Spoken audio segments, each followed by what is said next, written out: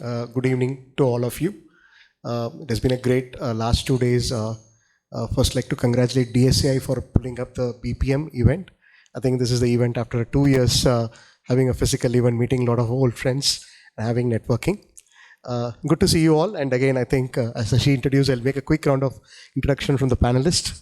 So I have Ravi here from L&T Infotech, and I have Manickam from Verizon, and Daniel from Armis, and I have Ganesh from TCS. So we have kind of a very mixed panel from service organizations to product companies and banks, right? So it's again a kind of a very interesting topic. So just want to set the context first. The topic is on the globally distributed defense, right? For larger organizations, how do we design and operate globally distributed defense? So how I want to set up this panel discussion point is like, we have to first build up the context. So what do we mean by larger global organization, and how is the operations and complexity? And then we kind of focus on, for that particular context, what are the building blocks to design and develop cyber defense. And then finally, we will also touch upon the governance aspect, the risk management, and how do we kind of ensure in audit and assurance this is being taken care of. So that is the overall context which we want to kind of have this panel discussion, and then towards the end we are happy to take questions as well. So to begin with, on the cyber defense, right? So if you have seen in the past few years, even after the COVID pandemic, the digital transformation has accelerated across the world. A lot of manual processes, paper-based processes and things have been automated. And again, more and more technologies have come in, which has ensured that collaboration, a way of working, having distributed multiple teams across the world, selling products and services across the world, all these things are extrapolated, right? So it is a kind of a very complex ecosystems when we talk about this cyber defense in the current context. And again, to enable this, again, the basic principles around people, processes, and technologies are very important. So having said that, I just want to begin on the challenges, right? Right now, the work models, the way people collaborate, the business processes, accelerated digital transformation. We have so much of challenges in these areas. So I would just start to pick up from Ravi, what do you see as a big challenge for larger organization in terms of running operations across the world in terms of cyber security? Yeah. Thank you, Ganeshan, for this question.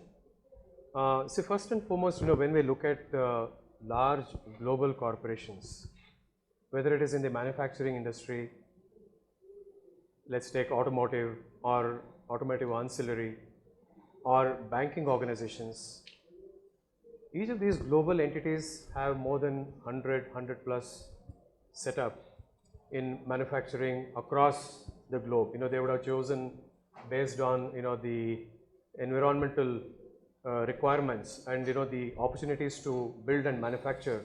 They're spread across the world. As a global CISO, when we look at, first and foremost, the first challenge that I see here is the visibility.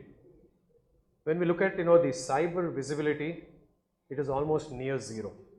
That means we do not know what the threat vectors are, whether it is when you take the outside in view or inside out view of an organization. The CISOs are really paranoid.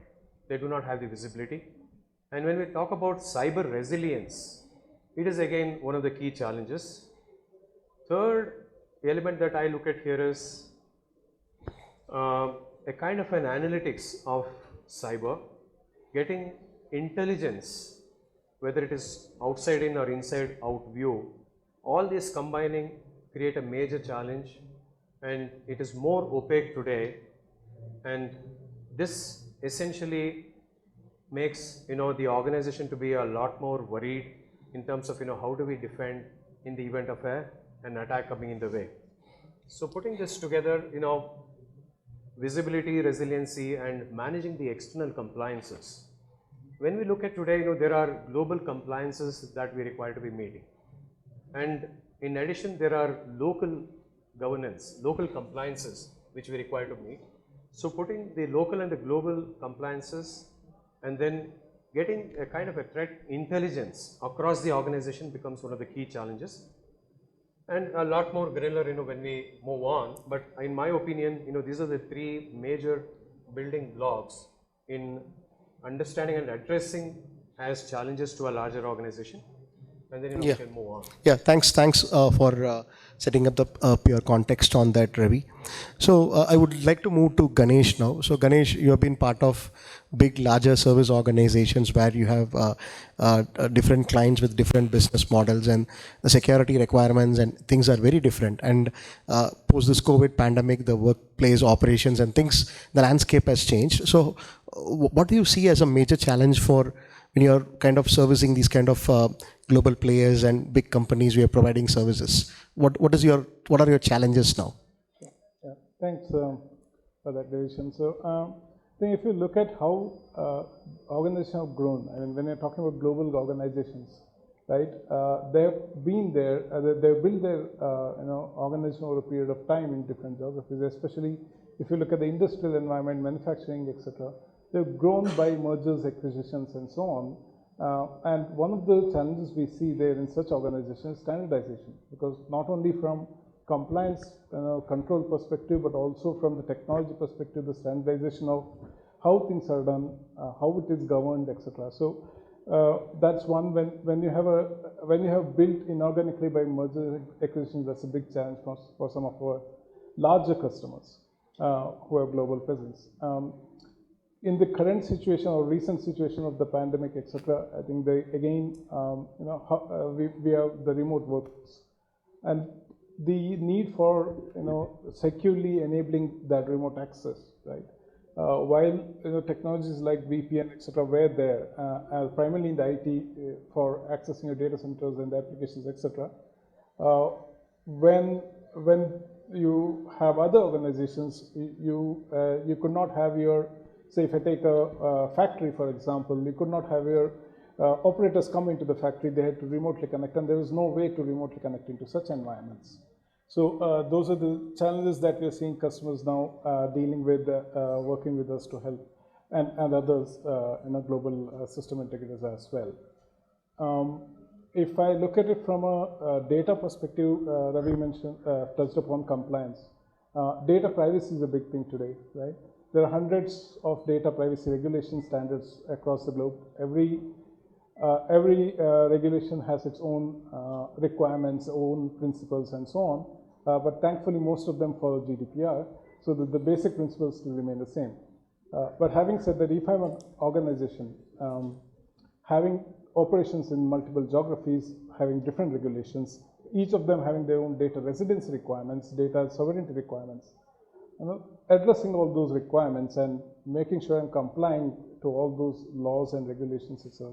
That's another big challenge that we're seeing. Yeah, I think you brought in a valid point around the data privacy and the data residency. Since I'm from banking background, I am 100% able to relate it, because compliance is catching up very nicely here. So again, moving on from the challenges in one perspective, when you talk about the, so what could be the base flavor, or how we should design it from an enterprise design perspective on when we are designing these kind of larger scale security operations? Manickam, you've been from Verizon, and you've seen a lot of customers, and you're providing product and services to multiple customers and multiple businesses also. So what do you think is a common thread or a kind of a base platform you can set up in enterprise wide to ensure that these security challenges can be initially addressed? Sure, definitely. Thanks, Ganesh. And then I think it's a very good start that we started with the problem statement, right? The challenges, what we have. And thanks to Ravi, you pointing out on the visibility, resilience, and then the data, and then thanks to Ganesh, for standardization and the data privacy related stuff. All these are definitely inputs, right? For us to really prepare for a strategy, right? And when cyber security team or cyber defense team wanted to really build a strategy, this is the input is definitely required for us to build on. On top of that, the very fundamental piece of the strategy we need to really look at it is what is the business strategy is all about, right? Now what businesses want to really achieve on, and then how the cyber strategy can align towards the business strategy, so that at the end of the day it is a win-win, right? That's a first and foremost piece of it. The second piece goes to that is on the data strategy, right? And how and where we want to really process and prepare and store data with. Looking at the current, the privacy challenges, what we have, across various countries, and India is also in preparation of that. That is a second area of, focus. So one is the business, when we align, understand and align the strategy, and then the data strategy. Third is a workforce strategy, right? Where and how the workforce is going to be deployed and then worked on. And then when we really double click on the workforce strategy, it can go into whether it is a native workforce or it is a partnership or a vendor operating model. So those things can be really added upon to really build a heterogeneous strategy on that. So once you have the strategy in place, we need to really look at the strategy execution, okay, which is a very, very critical component of it. So planning is the first block, and then the execution is second block. Between strategy and the execution, we need to really look at it that how well I am going to really execute it and how I am going to really measure. And that is where the framework, it is coming into the picture, that which framework is suitable for my business model and my organization, align to that framework. With that framework, then you start measuring what is your current state, then look at opportunities, prioritize it based on the business priority and the quick wins, right? That's always will be able to demonstrate the ROI from the security. Then we can keep adding on based on the risk factors, right? The quantification of the risk is definitely a way forward to talk in the business language, and then prioritize it, and then continue to build on.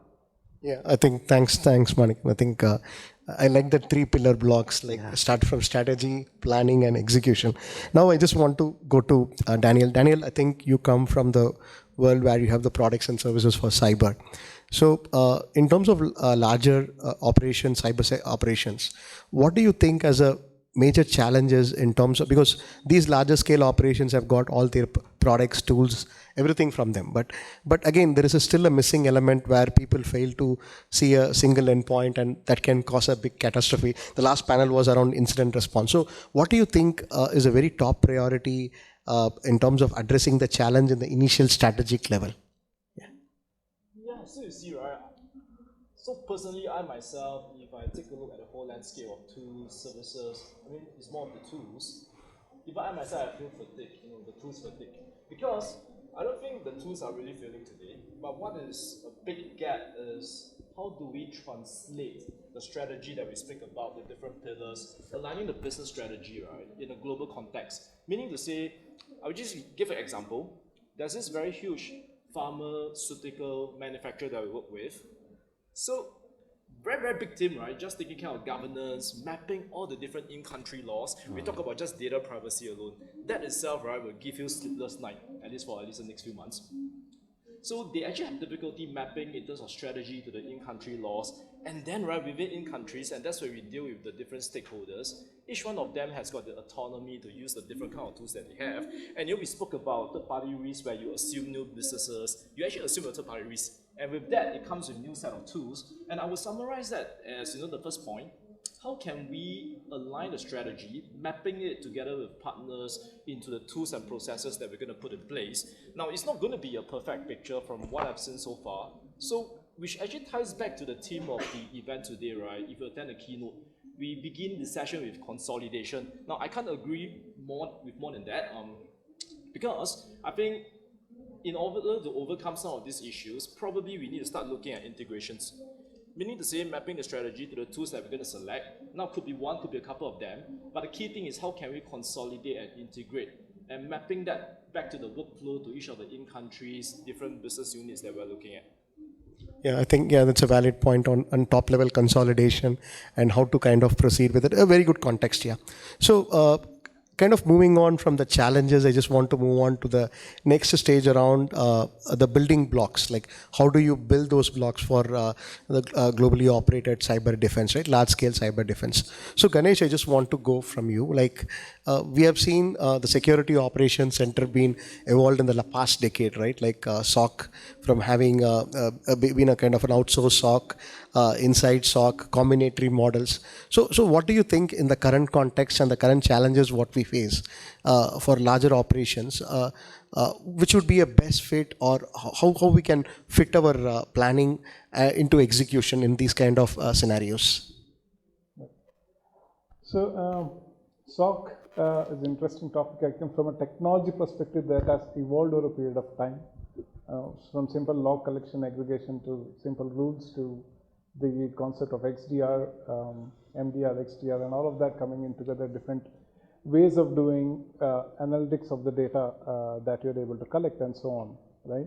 Now, in a global organization, since the context I'll talk from a global organization perspective, the typical approach has been to centralize that SOC, right? To get the data from various entities into a centralized SOC and run it as a centralized SOC. Now, when I say SOC here, I'm talking more also from a people and process perspective, right? So to effectively run this and so on, so you need to understand the context, one, right? Number one, the business context, the context of the various systems that are involved in there and so on. You can't be blind to that.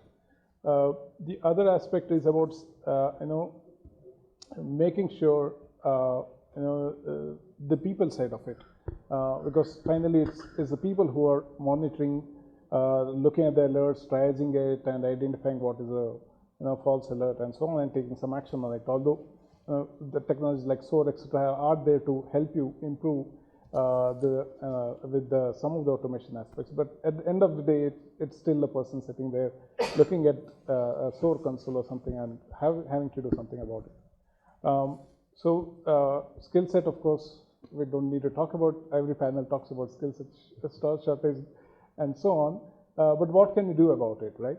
So the way around it is to, as much as possible, templatize, standardize operations.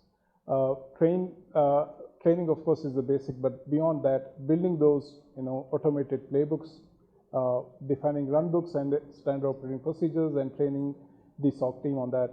That goes a long way in having a better response, better defense from your SOC as such.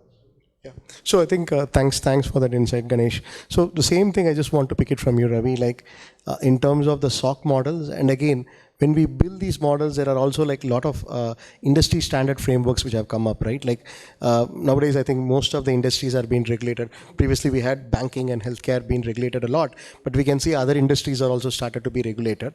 And a lot of industry standards are prescribed, specific domain-specific industry certifications and standards have also come in. So what do you think that how this can merge, or how we can create a linkage between when we build this block and with the industry standard, and what is your view on it actually?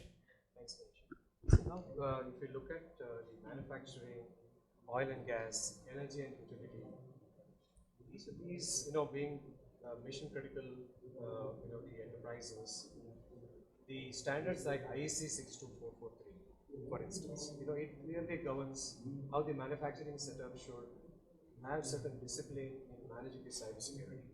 Then NIST 882 talks about, again, putting the best principles in adapting, the cybersecurity, the outlay for the entire, whether it is a manufacturing or an oil and gas or an, energy and utility. So the way I always look at it is, one is the standards, second is, the organizational security policies which are internal to them, and third is the industry best practices. I would like us to take a blend of the security policies which are internal to the organization, the standards-driven approach, and third, the best practices. Is taking a step back, I always recommend large enterprises to do an as-is assessment. You have to know where you are, for you to create a true North Star, the maturity that we look at as we progress. Perform as-is assessment in terms of technology, people, and process, and create a heat map. Where are the gaps that we have in the technology, people, and process? That almost helps us to set a baseline. Setting up the baseline, and then, very importantly, most of the CISOs today, if they miss out the organizational business strategy, it may be mergers, the demergers, or let's say expansion in a manufacturing. All of this also required to be aligned. And very importantly, now over the last 1 decade, we have seen digitization, cloudification. Having all of these, aligned to the roadmap. First, once we know that these are the gaps, to bridge those, if I apply the NIST principle, what are the tools and technologies that are missing in the identify, protect, detect, respond, and recover? In all the 5 blocks, if you look at it, we exactly know that yes, we are weak in identify space, or protect layer, detect layer, or respond or recover layer. So create this as a, of course, it requires some of the industry experts to help large organizations to put this plan together. And then once baselining, then we have to go in a layered manner and in a very designed model. And also, look back into the compliances that I talked about, IEC 62443 mandates, you have to have continuous monitoring of the ODSS. So today, when we look at the manufacturing side, we go and ask a CISO, do you know the tools landscape in a manufacturing unit? The answer is no. Discovery itself becomes one of the key challenges. Asset discoveries, because these manufacturing units are laid over the last 10 years, 20 years, 30 years. Security was never by design. It was always, like a aftermath, and even now people are still thinking about security. So identify, as I said, to begin with, do the asset discovery, and to the extent that, what is the firmware which is running on a programmable logic controller, or a remote terminal unit, or a HMI, or a historian. So know where you are, and then adapt a continuous threat detection, because the threats are not as of yesterday, it will be now and tomorrow. Bring in a continuous threat detection.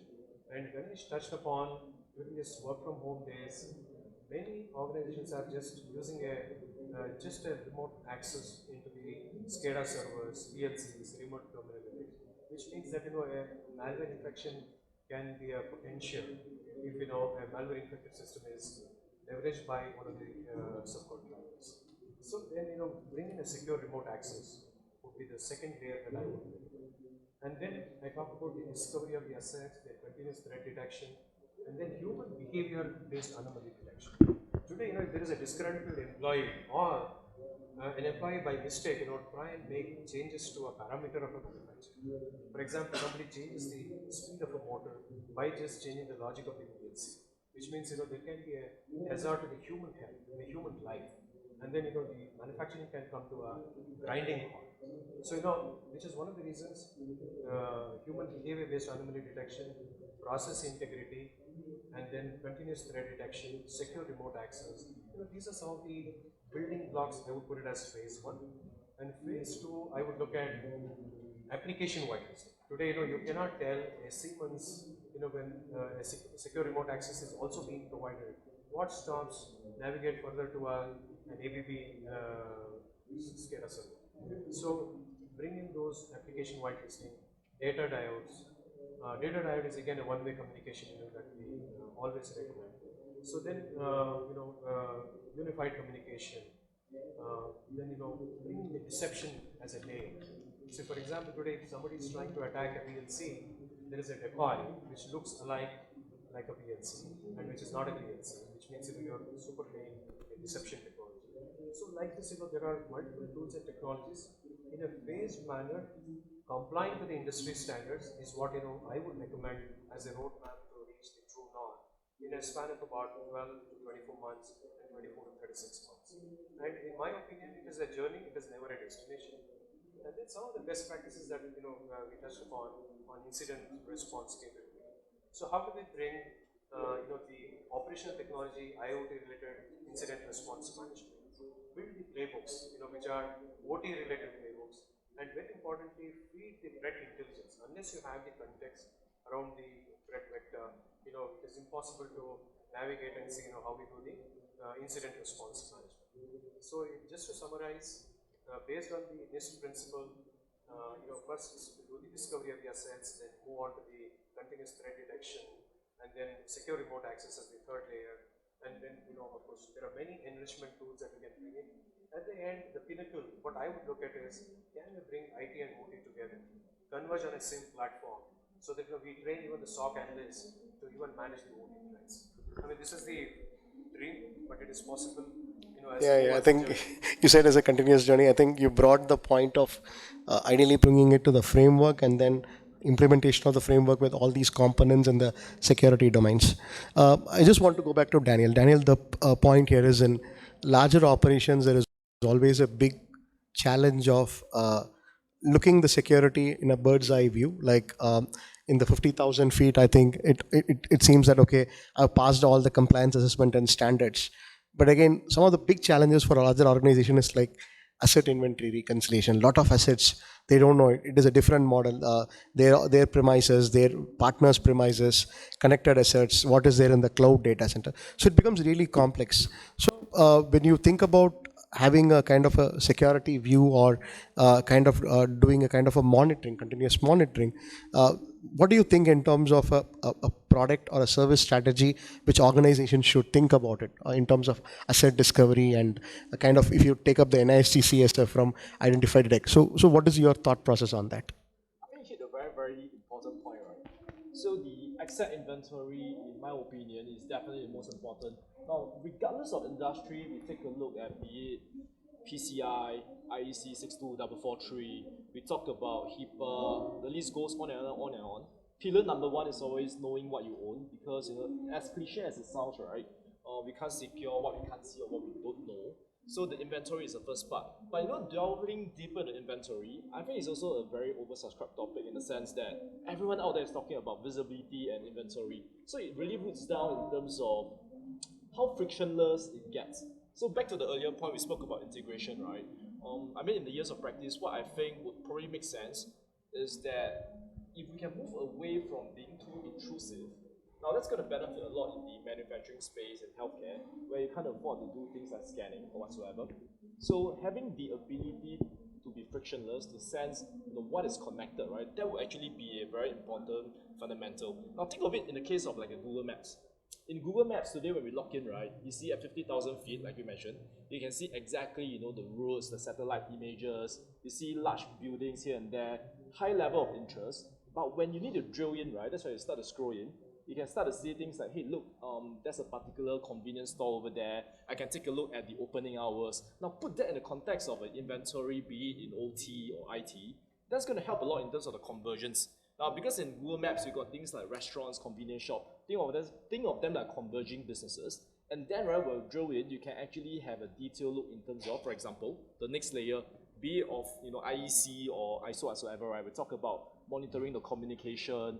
We look out for things like what are the in-stock applications. Only from there, we can start to build a baseline, and we start to think about, look, is that actually considered normal, for example, for that PLC, to be talking to probably someone at level 3 of the Purdue model, where they come in after the VPN or remote access. Now, because of that, right, I think that might be a better way to look at it, meaning to say the inventory layer on top of the things that being frictionless, and then having that complete overview as and when you require to investigate.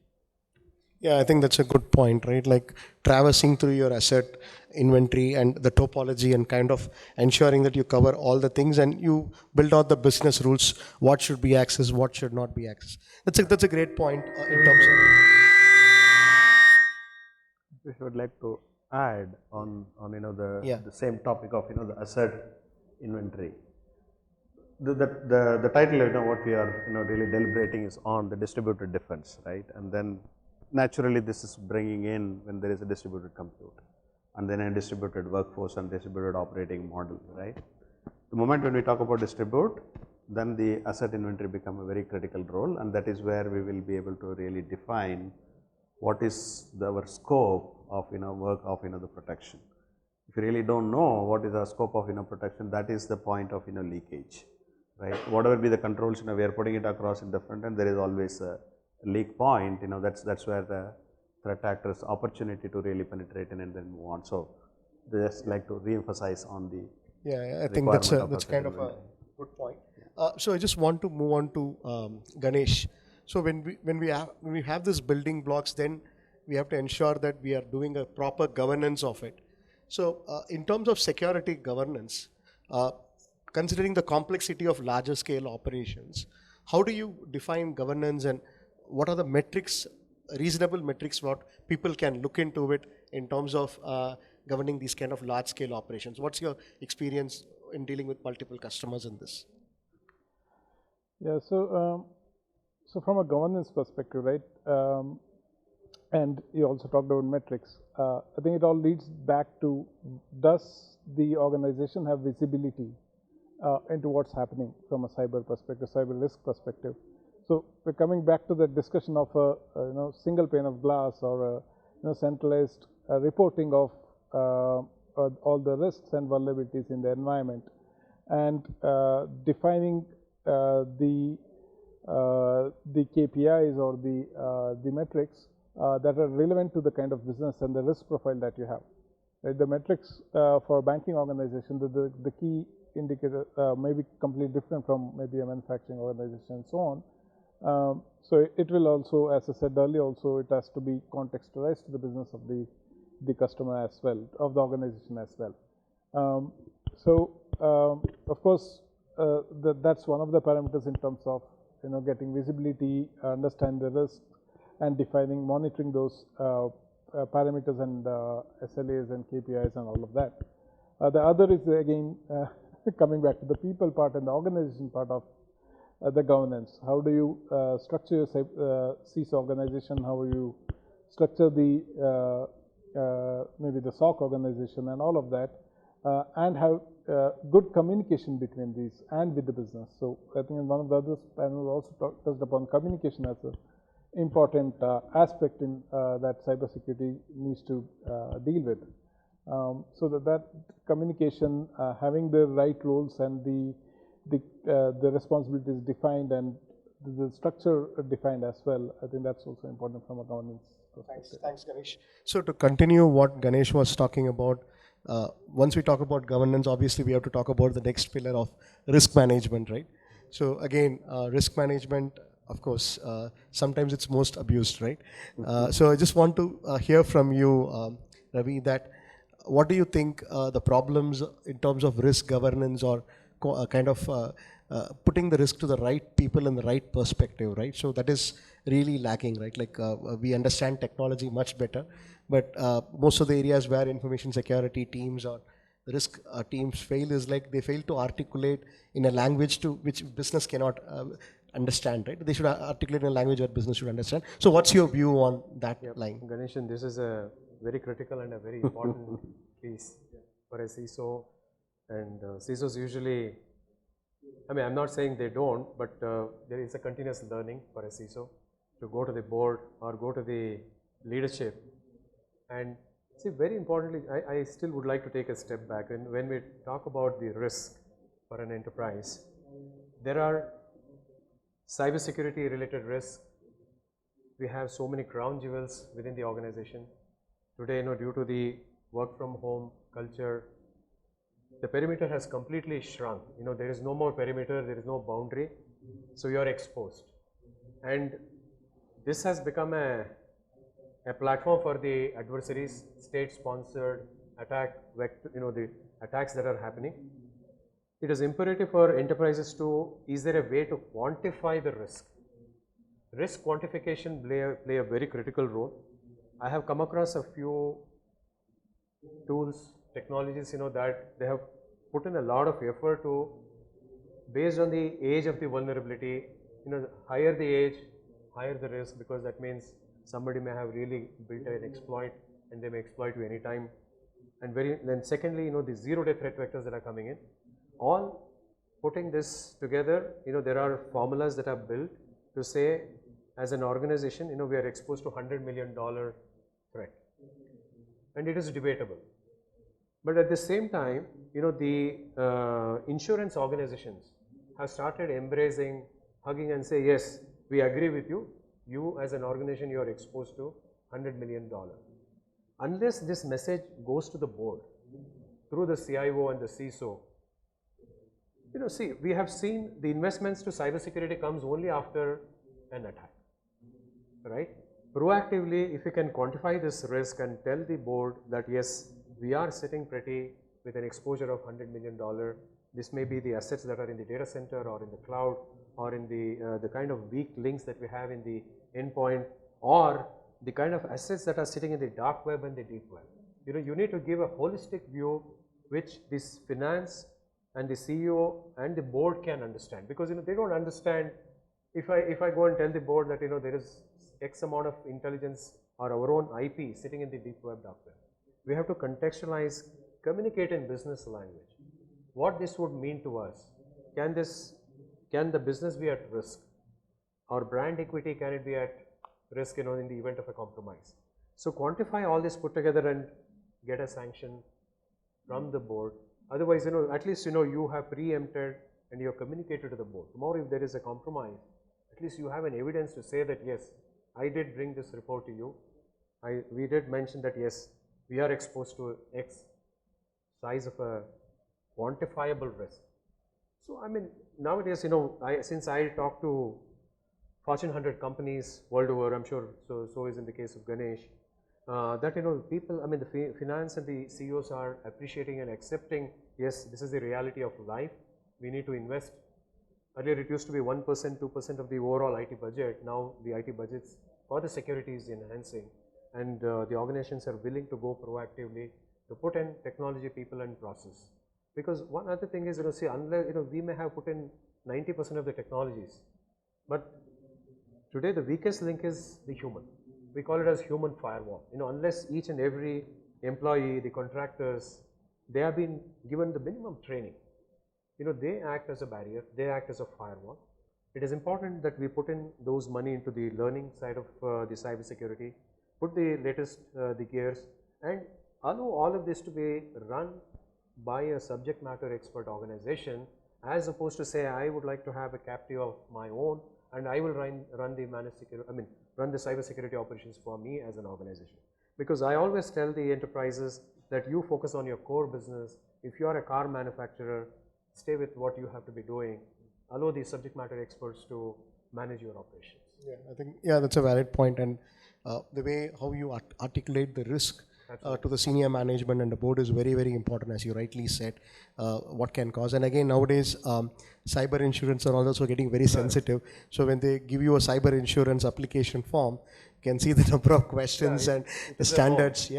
So what do you comply? Your premium, your risk value, everything is based on it, right? Unlike the health insurance, the screening of your environment has been happened. Yeah, it's a good context. So now, Manickam, I just want to get your thoughts around.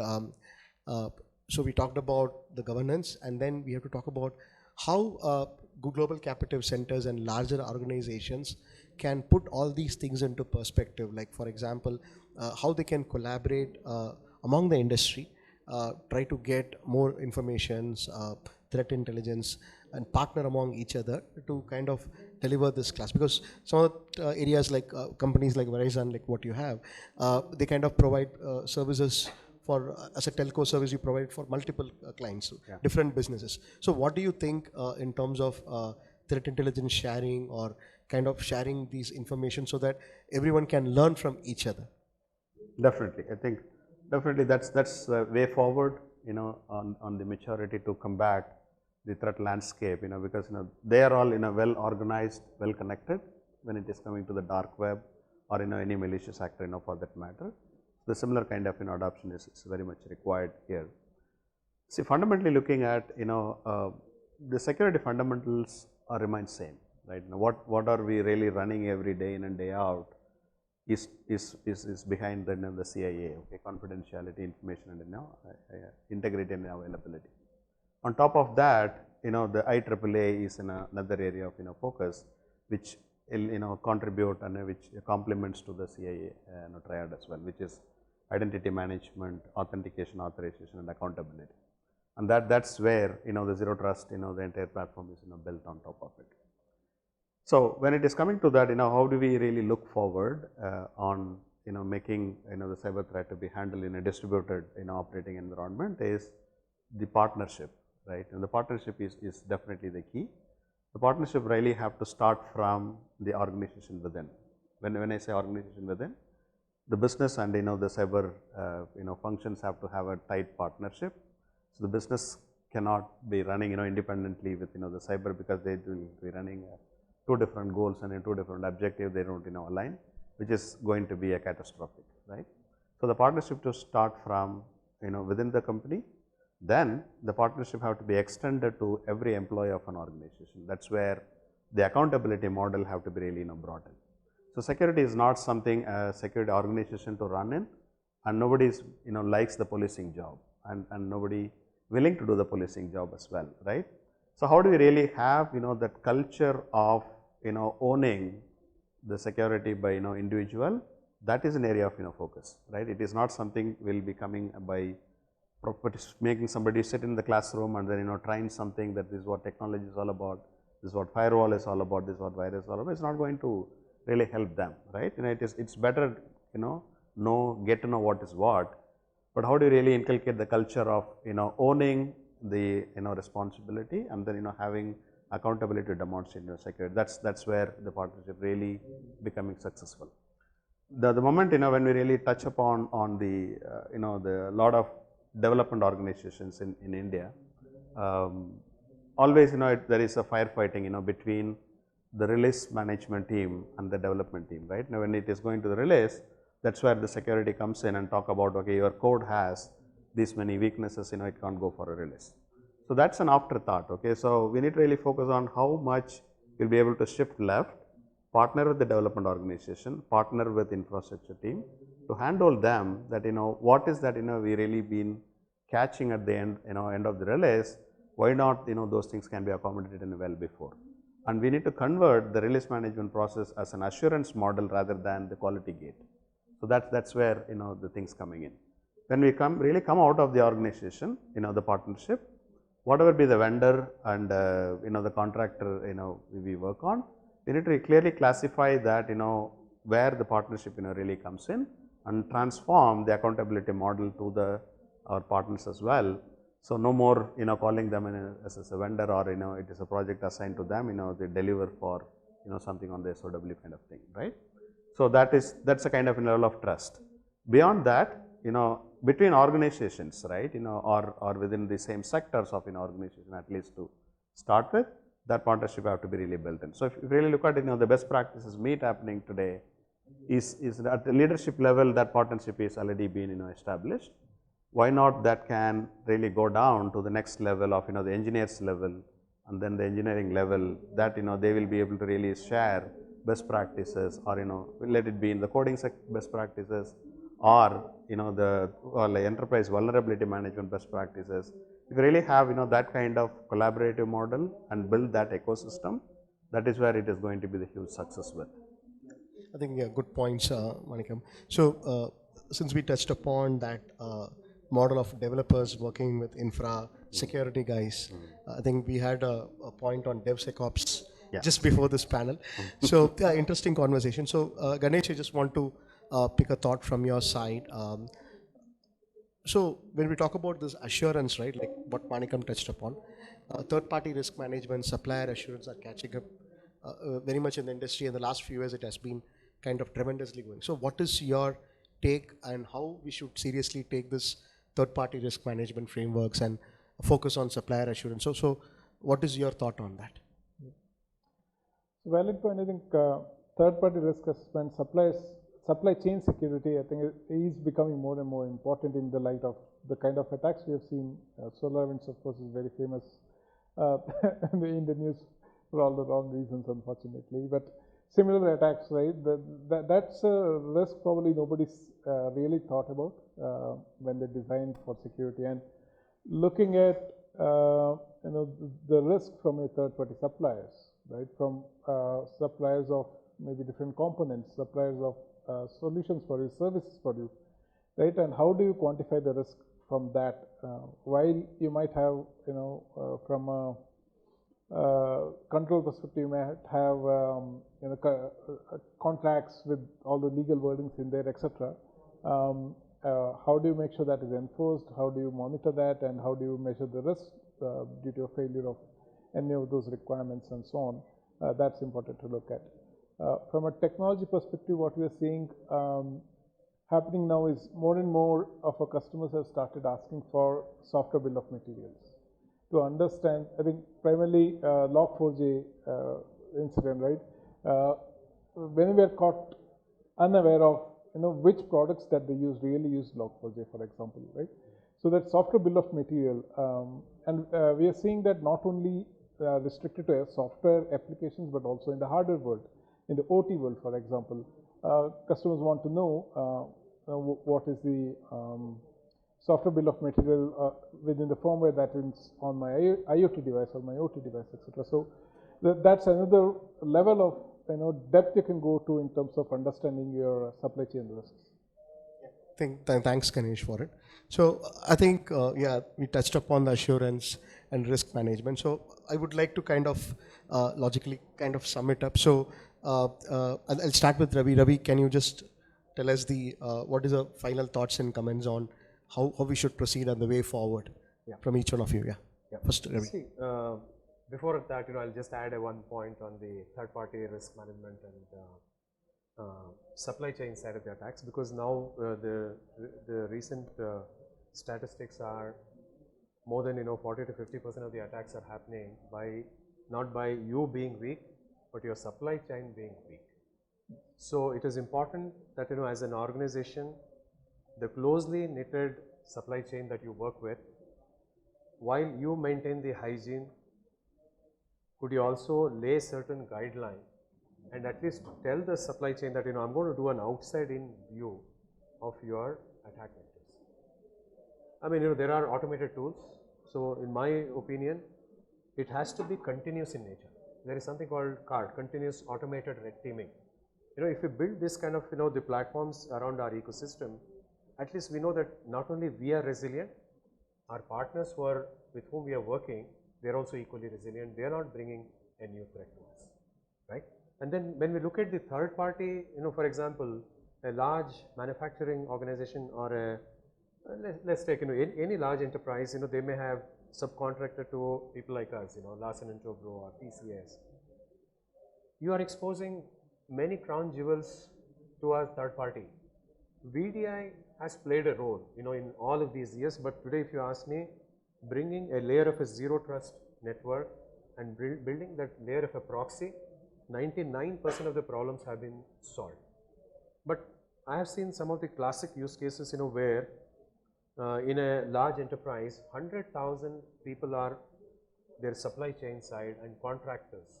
Imagine you have extended your identity and access management to 100,000 people who are outside of your organization. Access privilege or access privilege which is in excess can actually open up so now imagine if there are dormant accounts and you have not cleaned it over the last 6 months or 1 year, there are very high chance that somebody can misuse these dormant accounts and then get to your crown jewels. So as a hygiene, have your digital identity intelligence, digital identity governance, and then digital identity automation to clean all of this and make your identity and access management, privilege access management a lot more robust. These are some of the areas, but just to underline from a main topic of how globally distributed organizations should look at, one, have the visibility. I'll go back to the topic one of bringing the visibility. Yes, there are ways and means to bring the visibility, especially the manufacturing which is isolated from the IT network. OT is even today very traditional. They would not want to mix with the IT. Get those individual plants visibility and then have a continuous threat detection model and bring these onto a single pane of glass view where I'm able to see 100 plants, and if any one of the plants which is infected, can I get those alerts?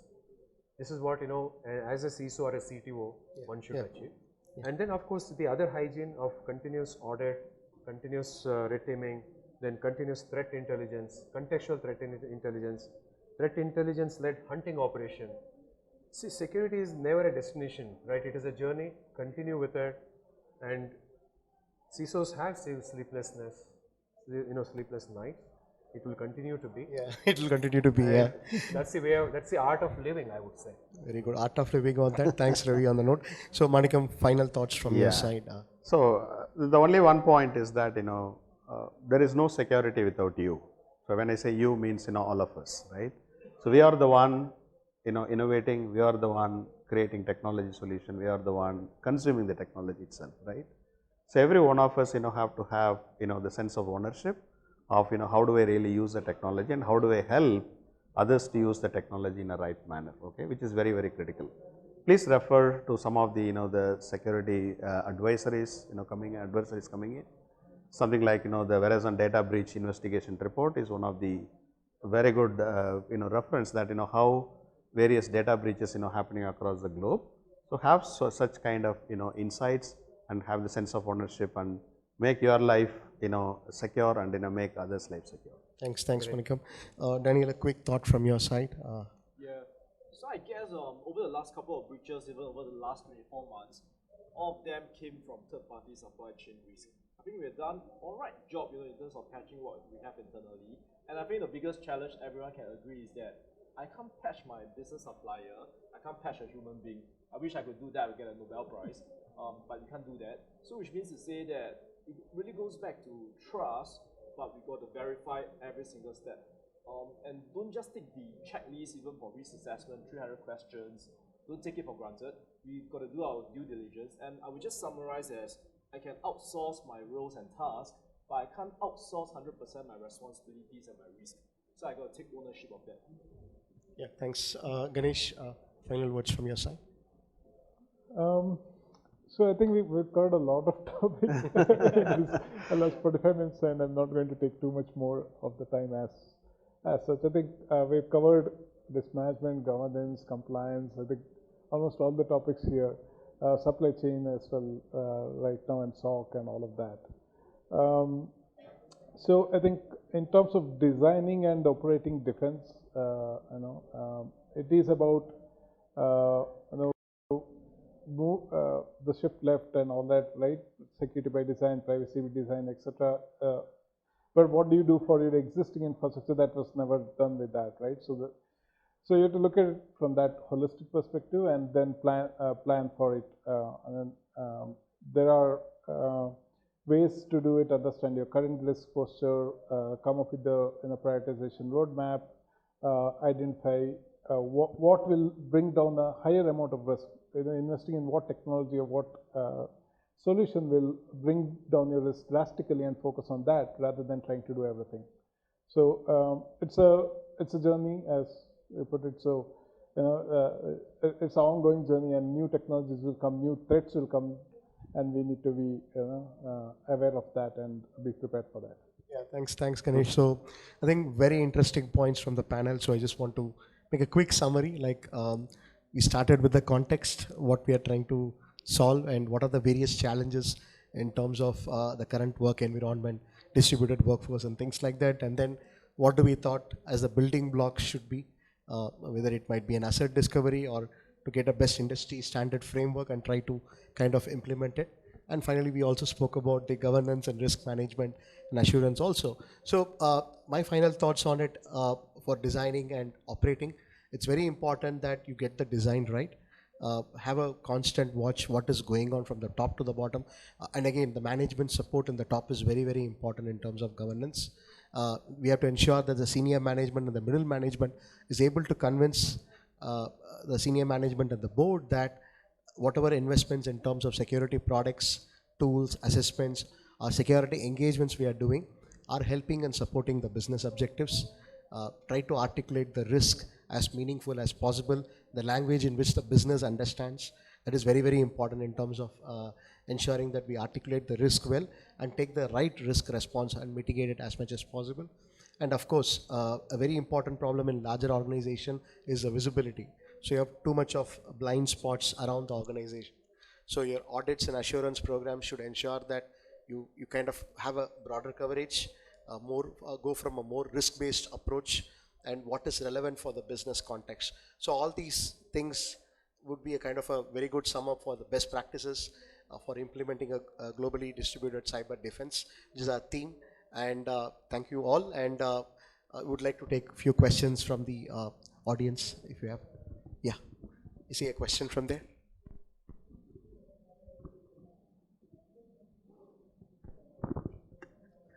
Thank you very much for giving spotlighting key considerations of this global distributions.